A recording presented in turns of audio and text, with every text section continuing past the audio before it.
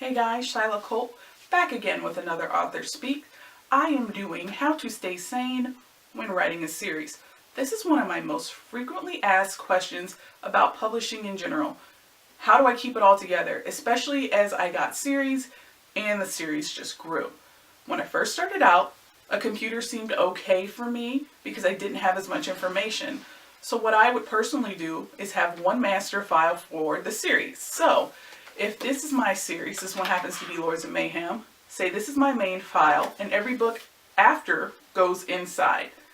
So if I'm looking for it, I pull up Lords of Mayhem, and inside is a file for each book. Now, each file for the book contains promotions, and then it would also have, the actual final version. So everything I needed for that lives in that file. And it was great, but the more I got, the more, one, it completely bogged down my computer, two, it just started to be too much to look at, and three, it was not really accessible fast.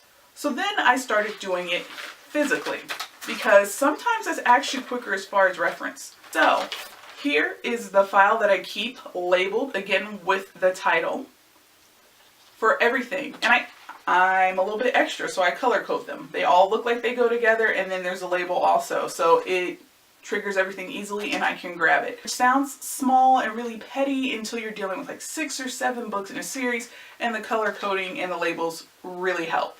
So all your little notes, thoughts, inspirational things go into this. And then you have what I like to call like your series Bible.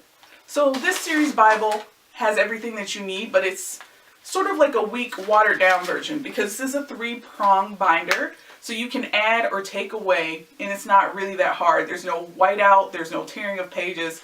So you have this, and this is your point of reference, but this is your actual Bible. Once you have decided on the rules and how the rules are actually going to go, this is when you put it in your book Bible. Now, you're wondering what kind of things I keep in this. Well, one thing you definitely want to keep are like family trees. And not just family trees, friend trees. So whose friend is this? Maybe how did they meet?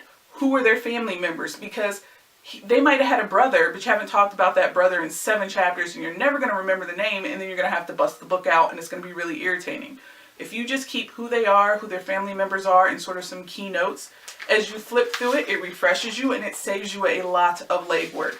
Now, because the series I'm working on right now has to do with paranormal, I have my main creature features, so to speak, down. So I have all my vampire line, do what their strengths are, what their weaknesses are, and who they have beef with. So I can look at this and I can know this vampire set doesn't like this vampire set because of this grudge. I also have done that with everyone else. So my shifters, my Romani, my Fae. Can you tell that I'm like, see, look, I'm totally looking at it right now because I'm just starting this. So I'm still kind of getting used to this world as I'm creating it. Friction. Well, who do they have friction with? They have the wolves. Why do they have friction with the wolves? See, just that quick with a glance. I have everything that I need. Then I have my main witch families, why they get along, which ones are traditionalists. I mean, you get the idea. But you have it all there quickly. Now, another thing I do that maybe not every author does is I reread my books. Because the simple fact is that every single book you have has a certain vibe. And your characters, you know them really well, but they change and they grow and their motivations shift the longer you're doing your series. And you can become disjointed with that. So say you're writing a couple series and you've been away from this one for a couple months. Just rereading it from the beginning will refresh you in a way that no notes ever could. So I highly suggest taking the time to sit down and read. One, you'll see how much you've improved, what you like that you changed, what made you cringe. You will avoid those traps. If there are words that you used frequently, you'll notice it as you're reading back and you'll make a mental note not to do it again. Also, the continuity of your character will stay truer because it will be realistically what you wrote last versus how you thought maybe it went. It's sort of like when you see something happen in 6 months, you could retell the story, but it's not exactly how it happens. Exact same thing with writing. So after I read it, I feel immersed in my world again. I'm even more excited to get back into it. I know where my characters are. I know where I want them to go in a way that I wouldn't just by looking at paper. Quick recap. Color coding is your friend. Labels are a must because it tells you immediately at a glance.